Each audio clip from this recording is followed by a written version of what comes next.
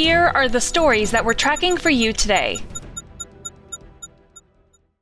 Just a handful, literally on one hand, one handful of states are now driving the coronavirus pandemic in the U.S. Florida, Missouri, and Texas alone currently account for 40% of the country's new infections. And according to data from the CDC, 2 states, Florida and Arkansas, now have every single one of their counties listed as having high levels of community transmission. The divide between vaccinated and unvaccinated regions of the U.S. becoming increasingly stark as the more contagious Delta variant of the virus spreads. The new wave is clearly pushing more people to get the shot. On Sunday, the rate of vaccinations was higher than at any point in several weeks. But the surge in cases has also reignited the debate about mask and vaccine mandates. It's time for Joe Biden. It's time for Democrats. It's time for serious Republicans to start ignoring the ground noise and start focusing on the signal.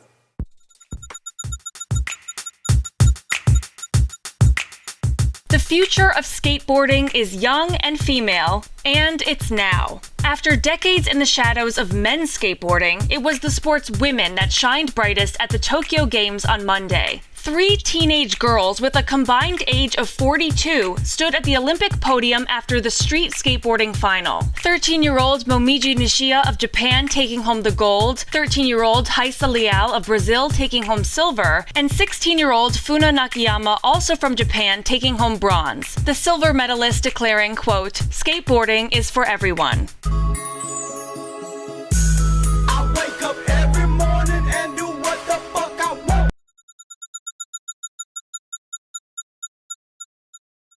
The House Select Committee investigating the January 6 attack on the Capitol holds its first hearing Tuesday. The group will be questioning police officers who responded to the riot. 2 Republicans will take part in the probe. Congresswoman Liz Cheney was already on the initial roster of this committee, but after Minority Leader Kevin McCarthy pulled his picks, Speaker Nancy Pelosi announced Sunday she'll be appointing outspoken Trump critic Adam Kinzinger to the committee as well. Cheney and Kinzinger already facing threats of punishment for agreeing to serve on the panel. A growing number of Republicans are calling for them to be kicked off their other committee assignments for agreeing to investigate the insurrection. It tells you where Kevin McCarthy is and where the Republican Party is, and that is they're an anti-truth party.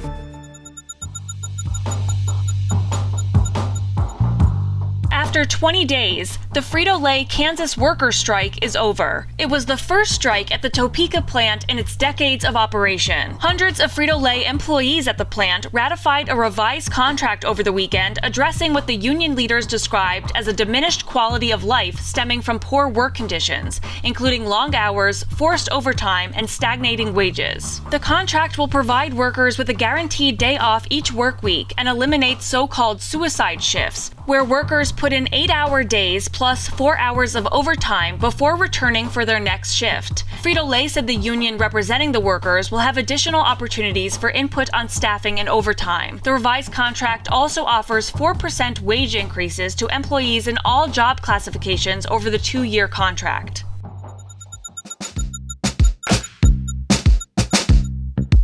Technology has certainly made staying in touch during a global pandemic easier, but is it helping people actually feel more connected? According to new research, virtual contact during the pandemic made a lot of people over the age of 60 feel lonelier and more depressed than no contact at all. Many over 60s stayed in touch with family and friends during lockdown using the phone, video calls, and other forms of virtual contact. But the study found it didn't necessarily have the desired effect. Many older people experienced a greater increase in loneliness and long-term mental health disorders as a result of the switch to online socializing than those who spent the pandemic on their own.